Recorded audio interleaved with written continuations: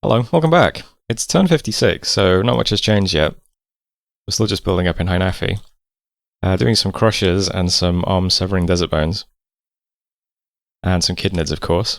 So garrison's pretty full. And since we have everything in one fort now getting research boosted, research is still okay, 500. It'll keep going up. The reason I'm doing a little update is mostly just because of Discord stuff, though. So Perwadris was also attacked by Capigohi this turn.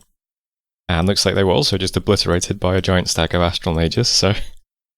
thought I'd reveal that battle report to you. But Bawar also had a big kind of bunch of exchanges with Capigohi along the border. Almost none of which were successful, which is pretty funny. They did, however, put up Strands of Arcane Power, and they let me know that they, I think, feeble-minded 28 Astral Mages this turn. So, that might be something. It certainly makes it a lot harder to just march those big stacks of Astral Mages into Bawar's Dominion. I assume it was this stack that just got... Yeah, this was a lot of Astral Mage. Wasn't this the stack that was like over 70 Astral Mages? That looks somewhat reduced. Although it obliterated all that PD.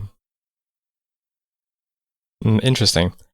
So, if Capigohi is now attacking Perwadris and Bawar, maybe we can sneak back some of this territory a bit later on if it's undefended. But mostly my plan now is just gonna save up some pearls for a bit, and then I'm gonna produce another big army of othernesses. Try and grab this throne, since the other Bawar is gonna be tied up, so they're not gonna be trying to take it. So we've got our shock res buff, and we'll get some othernesses out. We'll give it a shot. The income is still not too bad at the moment. I'm doing some remote site searching. But fingers crossed we maintain this little bit of territory. And if you're lucky, a couple of turns from now, I'll show us taking a throne. But don't hold your breath, that was turn 56. I'll see you next time. Hello, welcome back. It's turn 58. Not much has changed. There was an interesting battle in Stumbledown Passage. So we got to see a big Capigohi stack with dragons, golden golems, lots of mages, into a pretty substantial Bawarian defense. In a cave too, if that matters. So we'll see how this went. Lots of buffs and stuff as usual.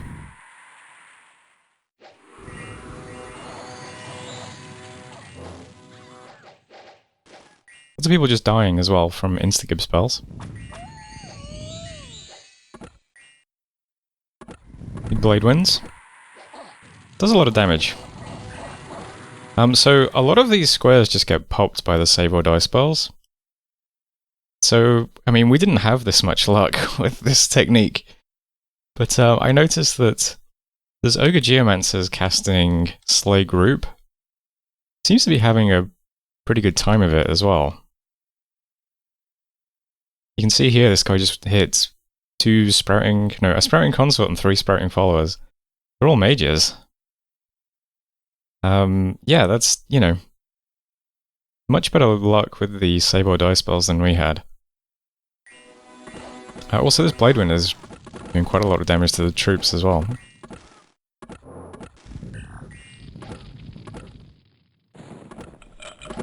He also cast this spell.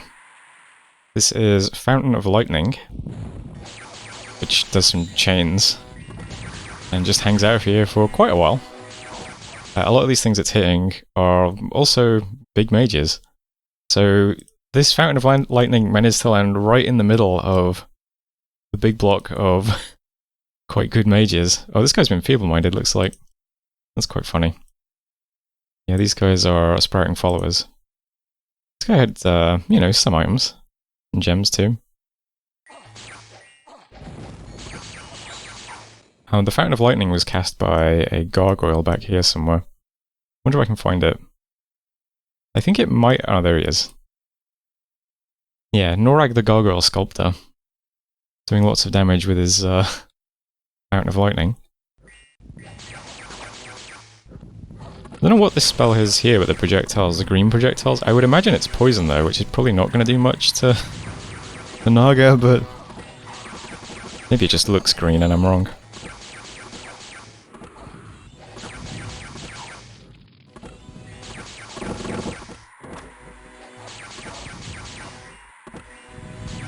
Yeah, this is going pretty well for Bawar. They've just obliterated most of Kapagohi's stuff. And this Fountain of Lightning is still fountaining.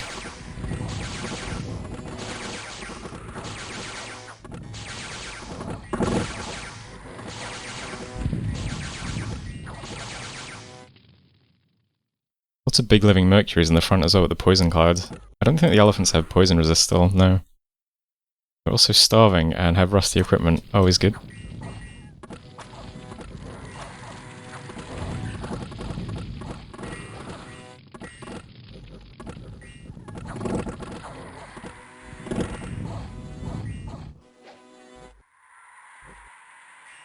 Let's hit turbo mode for a bit. I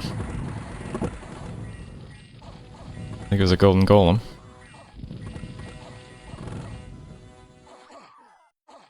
So that was heartening. So there's Stumble Down Passage. Army's a bit smaller than when we saw it, but still a lot of mages. There go 17 followers, 10 consorts. Some ogre dudes. 2 golden golems and 2 dragons dead. And what did it cost the war? Not much. Some crossbows and bashers. And that's about it.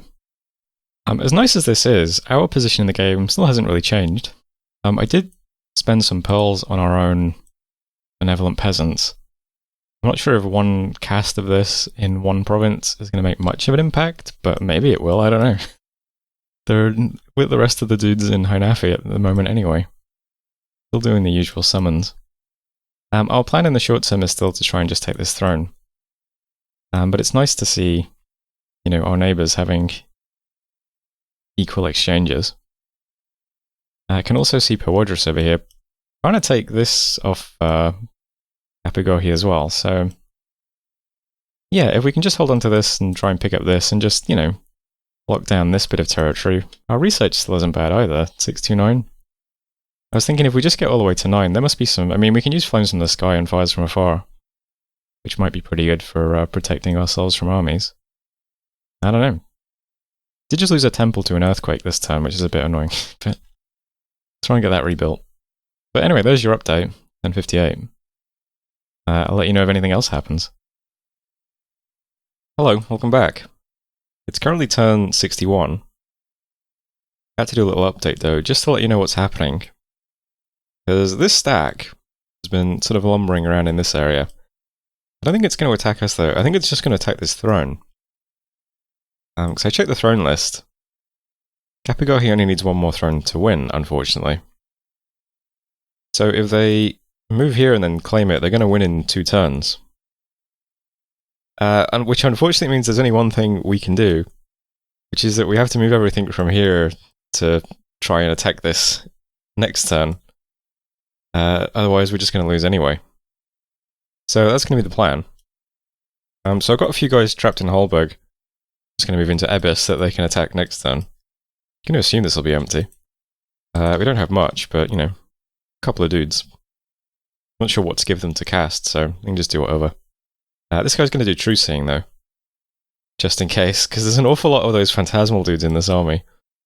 So just in case we end up actually bumping into this army, which we won't, but just in case we do, might as well try dispelling all those illusions. Over here, I'm just going to move everything I can to Idbal. It needs 16 map move to then attack Barren Crags, which is unfortunate for us because a lot of the stuff we've been summoning, everything currently in the garrison only has 14 map move or less, so that kind of sucks. Everything else is moving to my cap though. The undead stuff is also kind of complicated because our undead leaders only have 14 map move themselves. So I'm going to have to use the free mages we have to make some Boots of the Messenger to give to them this turn. Or something else. I could replace his armor. His body armor probably, yeah, that's a map move penalty of 2. So I'll forge something though to give them to be able to move the undead around. Our other undead leaders, of course, are the little bone readers who also have MapNuke 14. But we'll do what we can. Move everything to Idbal. Gonna have to attack this next turn and see how it goes. Don't have high hopes. If I just select the the units we have are the Crushers, 35 Elephants, 6 Sacreds, Moonbows, a couple of these guys, they're kind of cool. The things that should not be. Some undead if we get some boots on them. That's about it. We have a lot of mages though, so maybe we can do something with that. So next turn, probably going to crash into Barren Crags. And I'll let you know how that goes. See you then. Hello, welcome back. This is turn 62. We are going to try and take this off Kapigori. Don't have, high hopes. I didn't even have a scout here in time to see what this army is, so we have no idea. But you can see where all of our stuff is coming from. I'll just hit Y on this province. Show it off. It's pretty much the same tactic as last time. Just spam save or die spells. We do have some more mages though. Units, not many units. We have a big block of Crushers in the front. Some things that should not be at the sides. Some arm severing Dustwalkers just behind. Also got 2 more blocks of those at the sides. And some Angels of the Host on hold and attack rear. In the middle, we have some random junk. Just on hold and attack. Stay close to us for a while. And we've also got our big Sacreds who are on fire duty. Kind of keep them out of the fray for a bit. And Ether Archers as well. That's it. That's all we really have for units. The big change this time around for our army scripting is we're going to try and put up Foul Vapors and Poison Fend. Now, because all of our mages are spell singers, we are very slow cast spells. Poison Fend is 250 cast time. So, I don't know what Spell Singer does to that exactly. Hopefully it doesn't double it. But I'm not sure. Does it say? Take more time to cast spells. Well, who knows. But this has a 250 base cast time. Foul Vapors, on the other hand, if I can find it, is going to go up in 175. So, we'll have a few turns of poison vulnerability. But I do have all of the nature mages casting some small poison fens when they can. See if I can find one of those. Yeah, this guy. So there's only AoE 1, unfortunately, but pretty much all of the N2 mages are casting that. So yeah, you can see another one here. So hopefully at a minimum we hit all of our mages so that they're safe from it. That would be nice. Some other little miscellaneous stuff. I mean, my god is going to do Magic Resistance spell again, and the Dispel Illusion spell. And then going to try and cast Unending Chain Lightning. This has an AoE of 1, and chains 51 times. So, if we can cast that, probably a pretty good spell. Quite hard for us to cast. Requires 2 gems. And I think it's an A4 spell. I have to put up Power of the Spheres and then use an additional gem to cast it, basically. So this might never actually go off, but it'd be cool if it did. I got this little guy doing some Leaping Discharge as well, which is AoE 4, chaining 5. Requires 1 gem. Not quite as much damage though.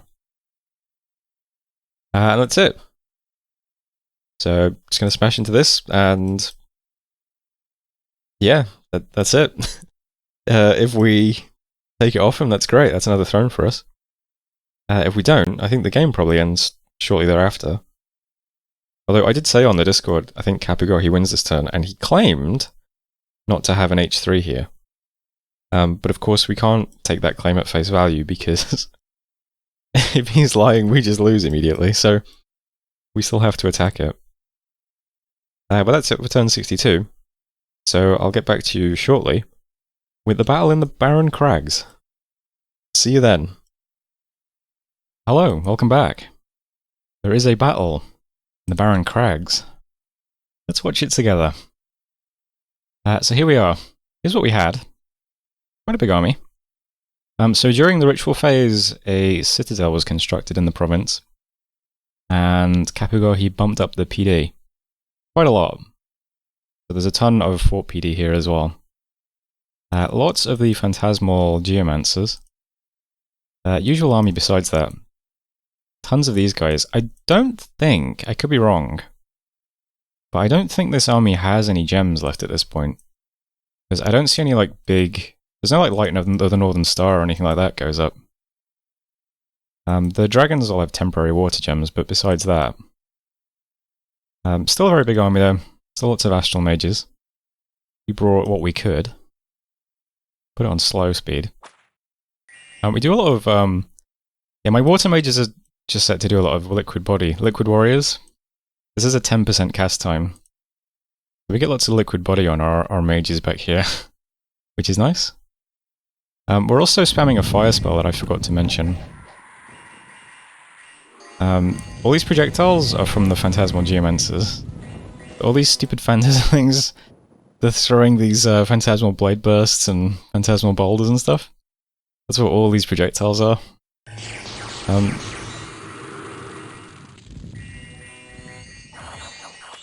Doesn't always do a lot of damage. Especially once we get our magic resistance up. But we put up Foul Vapors. I'm not sure if this makes much of an impact. But Foul Vapors is up, and then we've also just put our poison resist buff up as well. Which is nice. So we're very poison resistant. And yeah, he doesn't have Light of the Northern Star, so the S1s can only do the S1 spell. But even so. These are Fire Globs. Do a little AoE. I think I've showed that one before. The Big Haze of projectiles though, that's a new spell. It takes a Fire Gem. Does, you know, some damage. That's pretty good. It's armor piercing. So that takes a Fire Gem, and a lot of my F3 mages are scripted to cast that when they can. And we're getting off some of our big spells as well, just deleting squares of units. A lot of the stuff in the front is PD though, so... not amazing. These big fire spells, not really hitting anything. That one killed a lot of Marketa PD, that is already routing. So we're getting hammered by phantasmal projectiles. We cast the Disbelieve spell twice in this battle, so you'd think like a lot of them would have been killed. What's your magic resistance? 15. Looks like some more of them just got deleted, but not a lot. Still tons of elephants in the front as well. Doing more fire blasts.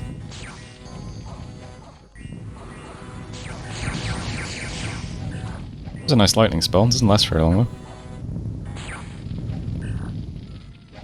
It's kind of a big haze of just junk in the center here.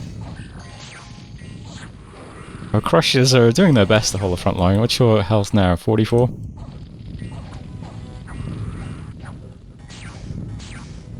It's very hard to tell if Foul Vapors is doing much. A few things are building up poison damage, like this I just took 2 poison damage. Got a bit of a green bar. Mages, I mean a few mages have a bit of green on them.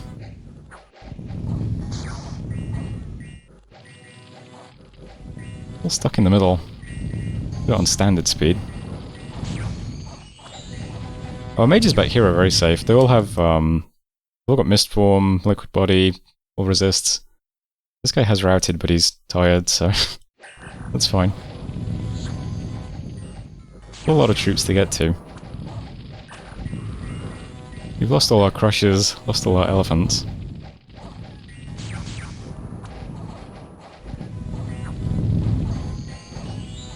Everyone is very tired.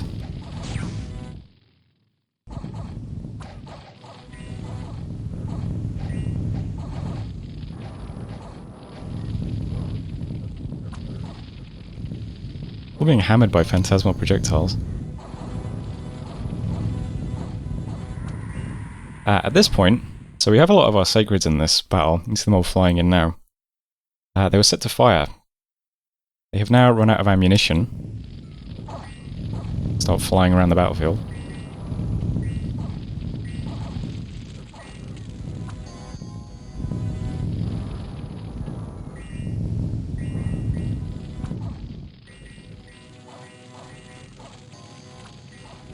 Does look like they're cleaning up.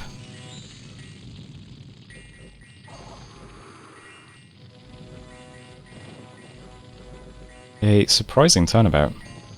This guy back here trying to escape is Brahm the Brahmin. This is the arena champion. Very geared out. He has unequaled obesity.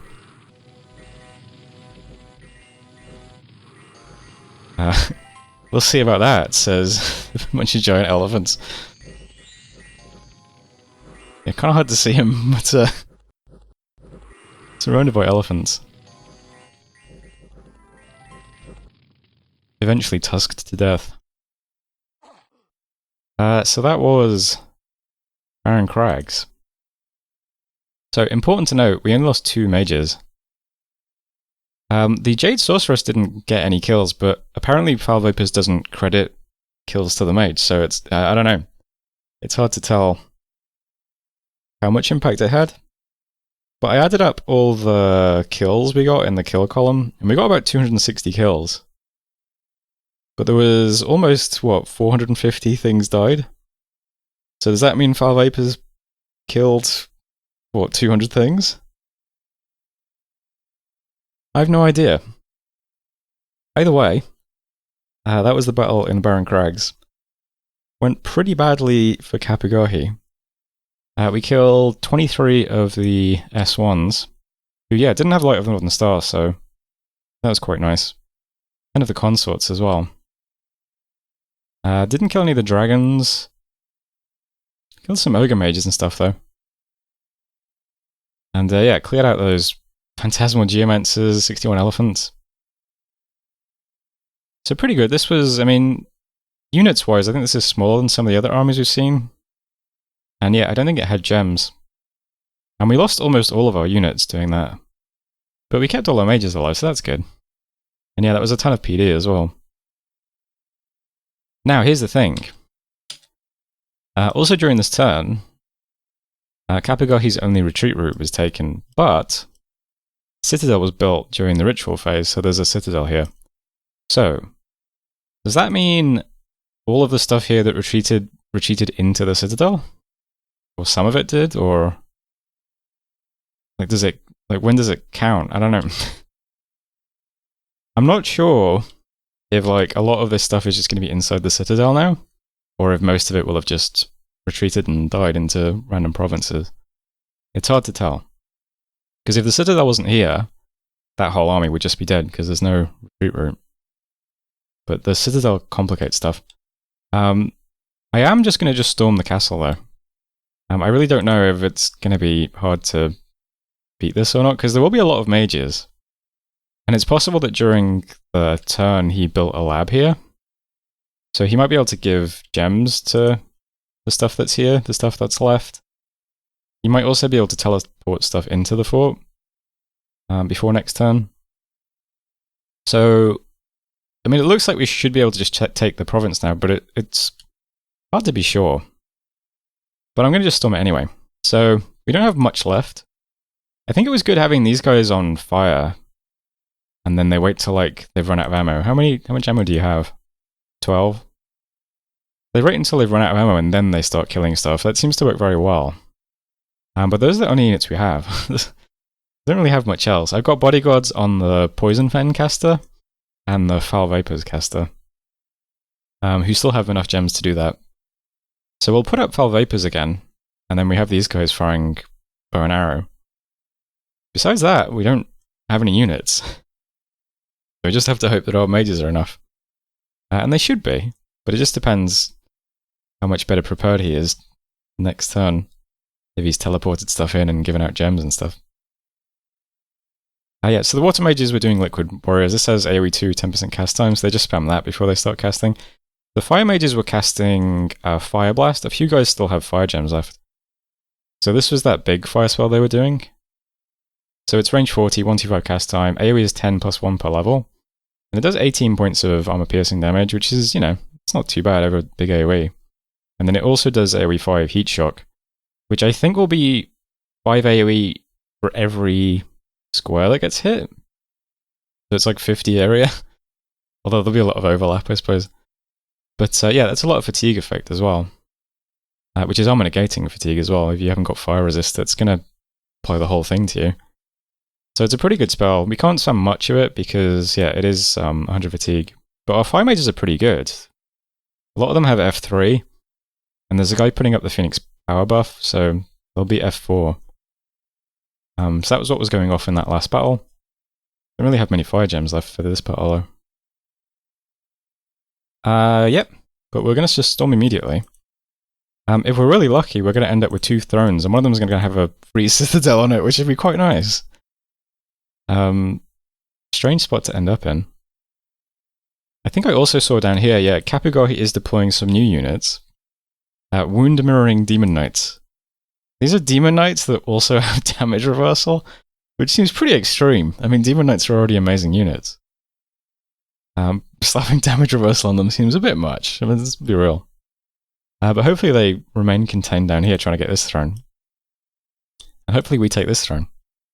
The stuff that couldn't move here last turn is going to move to here now though, so a lot of these slow dudes, the 14 map move dudes, are all moving over. Bringing a bunch of gems. Some more mages coming over. So if this fails, we'll have another attempt at it, but we'll see how it goes. Besides that, probably not much paying attention to this turn. I don't think there were any big battles. Abigahi and Bahu are having little exchanges. Yeah. We did find a bunch of items in that battle as well. Precious, Starshine Skullcap, Golden Arbalest, Broth, a Lycanthrope Amulet, which is annoying because one of our mages picked that up and now they're permanently berserk. Slave Matrix, Summer Sword, of Knights. Not too bad. Got 2 gem events in Hinafi as well. I wonder if those peasants are working now. Haven't really done much for us, but you know, a little bit. But that is turn 63. So let's go straight into the Barren Crags now. Let's go straight to the live turn and watch the battle together and see if we stormed into a loss or not. I'll do that now. Alright, we're in, let's see. Retrieving the turn. Playing as Idbal. There was a battle at the fortress in the Barren Crags. Let's see how this went. Hit pause immediately. That's a bad sign if Storm is already up. Suggests there is some defense in here. Yeah, there's a lot of defense. Okay, this might be rough. 3 dragons. We have a Gargoyle Sculptor with a shitload of air gems. Okay, I have a feeling this did not go well. But, I mean, who knows, right? Some imps. That is a very geared out Sprouting Elder. It's this guy. Beer Champion. Little dude off on his own.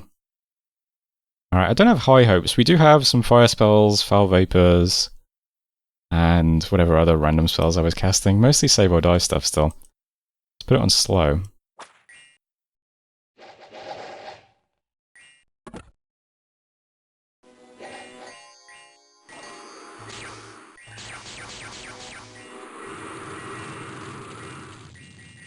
Alright, we're buffing up. So what's up now? Okay, Light of Northern Star is up this time as well. Go for Winter, not good. We do have Foul Vapors up again. I'm really hoping it just kills some of the... I mean, these guys are poisoned already. Maybe it'll get them.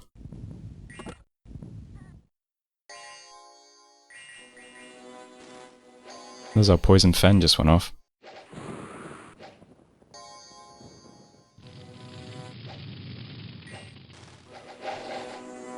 Little fire globs. This one does not require a gem.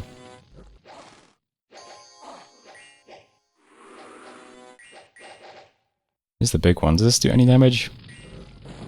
Looks like it's missing Vineman. Not a great start. And I don't think this one's going to go very well. Oh, we're clearing out some of these units in the front though, that's nice.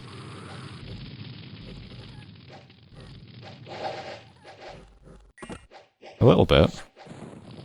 Ooh, that looks ugly. Or might have missed, might have missed.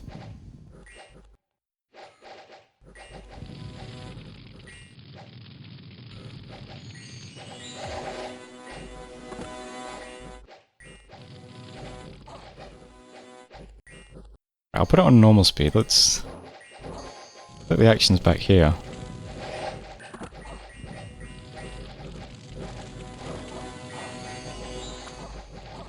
Alright, we're deleting some units, but we're losing our front line. It's a shame our archers spawn behind us. It's all just in one square in the same spot, but yeah. Looks like we just don't have a front line, unfortunately. Let's check their backline. Are any of those mages dying to poison? Hard to tell. He's summoning lots of spiders, though. Do you have natural poison res? Probably. This doesn't look like it's going well. Oh, Foul Vapor's caster just died, so if that was doing something, it's not now. Put it on fast speed. Maybe when our sacreds run out of ammo, they'll start killing stuff? No, this isn't going well, is it?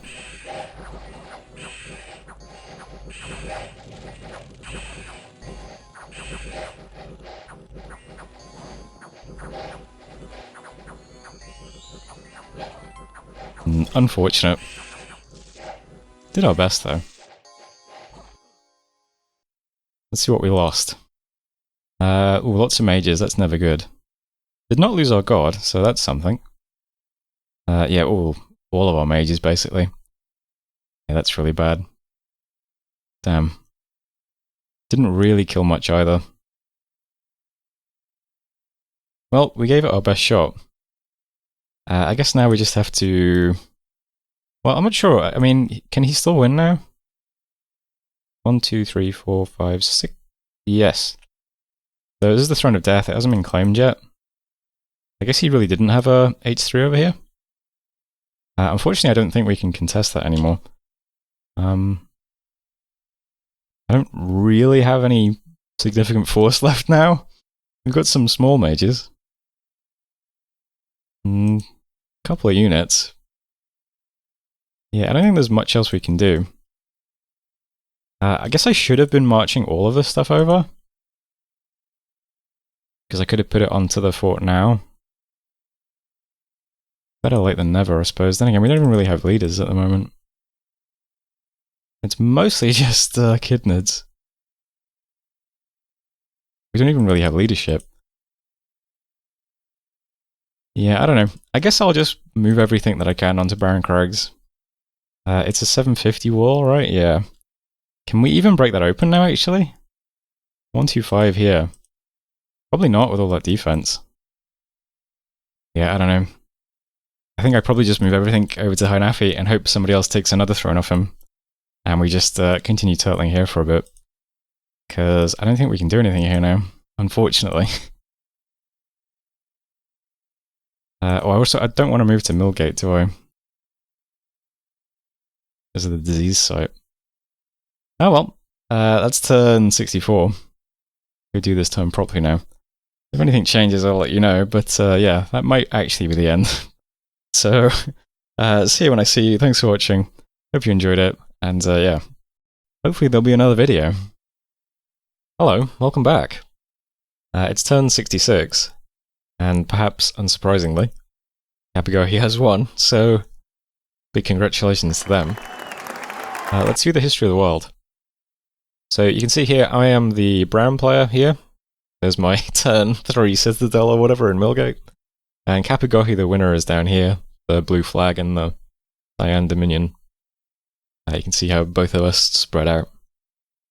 So that was NationGen from you, that was fun. A bit short, I suppose, short and sweet. But I do always enjoy the... Wow, you can see how many forts Kappa was putting up. Yeah, I guess they were just spamming those cheap mages. They had like every single province forted. Damn, that's crazy. Yeah, they posted a picture of their god. They said their god was like an Astral 10 pretender. And then they were just spamming that spell that gives you the fortune teller dudes. No, not fortune teller. Bringer of fortune.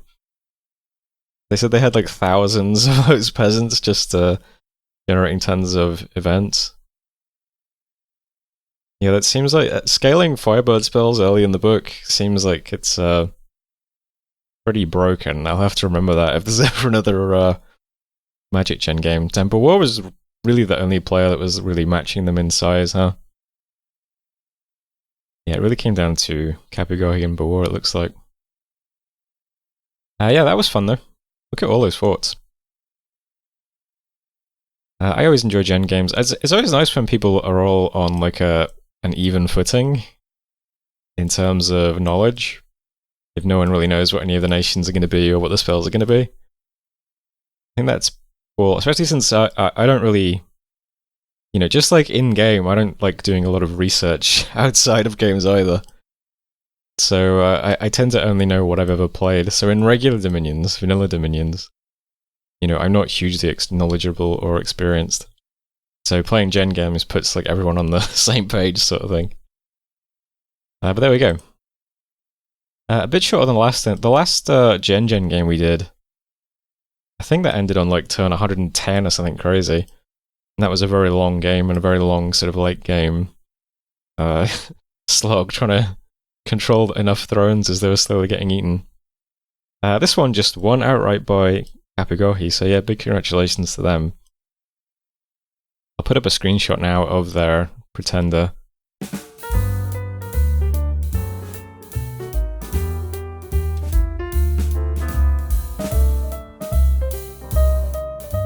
And the comment they made about the peasants. Although I can't see any other peasants. I guess, do I not have visibility of everything? I'm not sure. It's weird that I can see some stuff in Dathan, but nothing else. Oh, I can see some stuff over here. I don't know. Maybe I only have vision of stuff I would have had vision of. Maybe I had scouts over here. Or Dominion. Oh, definitely not Dominion. Well, either way, there's what I can see of the map anyway. Let's go through the graphs next. See what these look like. These aren't going to tell us the full story. Who is that green player? Oh, right, the lines aren't going to correspond to the graphs. Is that just Kapigohi? Yeah. That's a bit confusing, isn't it?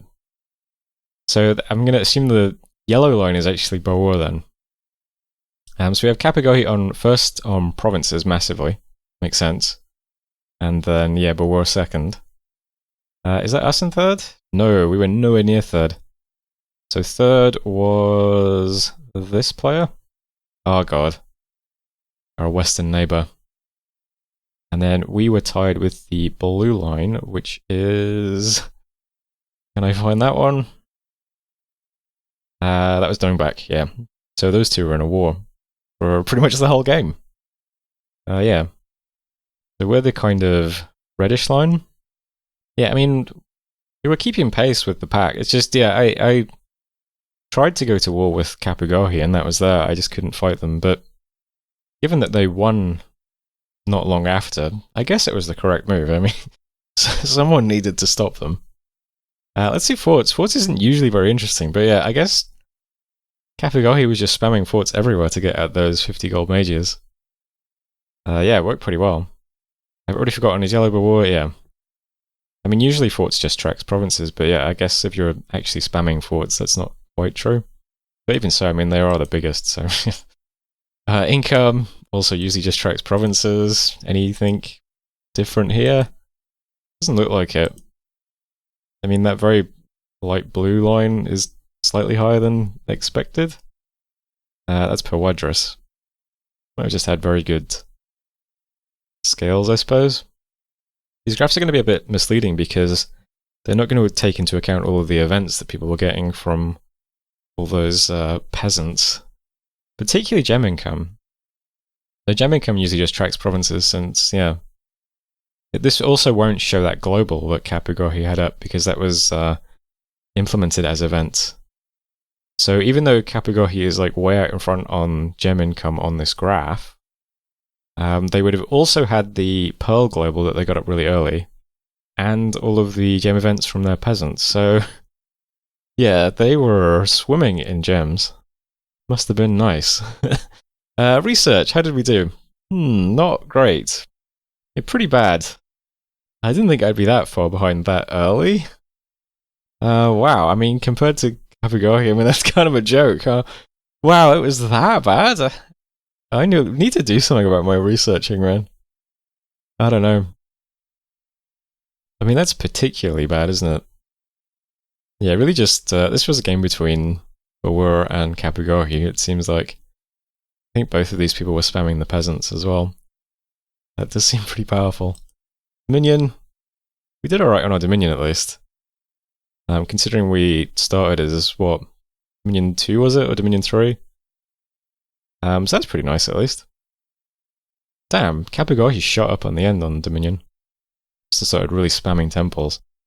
Army size... Again, nothing really out of the ordinary. Kapigohi's army is enormous and so is Bawar's. But I think this will reflect a lot of the peasants they were summoning as well. In addition to just the good summons that they had, I suppose. And ascension points, yeah. Interesting, let's take a look at the thrones. So yeah, Kapigohi got their 7. Throne of Death was the last one they claimed. Bawar in 2nd, and then, you know, we're in 3rd place, 1 throne. That's not too bad, you know. You might get a job in heaven. Who knows, fingers crossed. What else can we look at? Hall of Fame? Man, this game had a really small Hall of Fame and a really small global list. Relative to some of the other games we play. Chat rooms from only people managed to stay in the Hall of Fame. Death to Sinsling. Stories are being told about the Sinsling the Windmurring Demon Knight and his awesome presence. Anything else we can look at? I don't think so. So that was NationGen from you. Hope you enjoyed it. MagicGen has had quite a few updates since the last time we played. So it's cool to see some of the new additions to the spell list. That spell that steals magic from mages you kill and gives it to your god is nuts. I have no idea how that's implemented, but very cool. There are, of course, links to both NationGen and MagicGen in the description under this video. So if you want to check them out and play your own one of these games, I'd encourage you to do so. You might also find in the description of this video a link to my Patreon. So if you really enjoyed this series, perhaps you'd like to consider supporting me and keeping me going making them. Otherwise, maybe just, you know, subscribe to the channel, leave a comment, all that YouTube stuff. And besides that, that is it from me. So thanks as always for watching, hope you enjoyed it, and hopefully I'll see you in the next one. Which, I don't know what's going to come after this series, but I did just join a game as Eru, so if I'm still alive in that game, maybe that's still going on the channel, so, you know, maybe go check that out. Or, if you haven't watched the previous NationGen game, maybe go check that out. I don't know. I'll leave that decision in your hands. But thanks again for watching, and I'll see you around.